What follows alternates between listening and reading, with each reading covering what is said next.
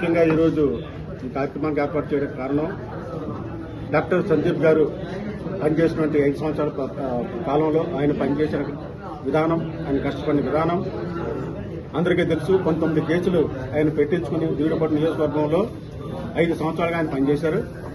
అలాగే జన సైనికులందరూ ఈరోజు భీమిలిపట్నం నియోజకవర్గంలో జనసేన చాలా బలంగా ఉందన్న సంకేతాన్ని మీ అందరికీ తెలుసు. ఈరోజు మీడియా మిత్రులు తెలుసు, మీరు ఎన్ని ఎంక్వైరీ చేసుకున్నా భీమిలి నియోజకవర్గంలో జనసేన పార్టీ చాలా స్ట్రాంగ్ గా ఉంది.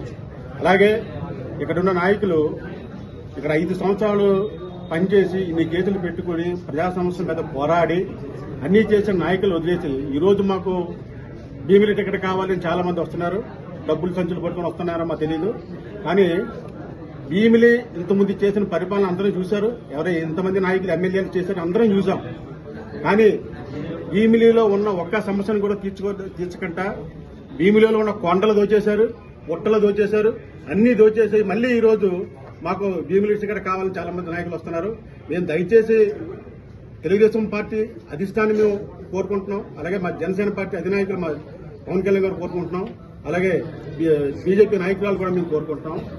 దయచేసి ఇప్పుడు కూడా డబ్బున్న నాయకులు కాకుండా పనిచేసే నాయకులు మాకు కావాలి. పనికి మన నాయకులు మాకు అవసరం లేదు, దోచుకున్న నాయకులు మాకు అవసరం లేదు, దారి చూపే నాయకులు కావాలని ఈ మీడియా ముఖ్యంగా మేము కోరుకుంటున్నాం సార్. జై జనసేన, జై సందీప్ గారికి తప్పనిసరిగా ఈ సీటు కేటాయించాలని మేము కోరుకుంటున్నామండి. జై జనసేన. సందీప్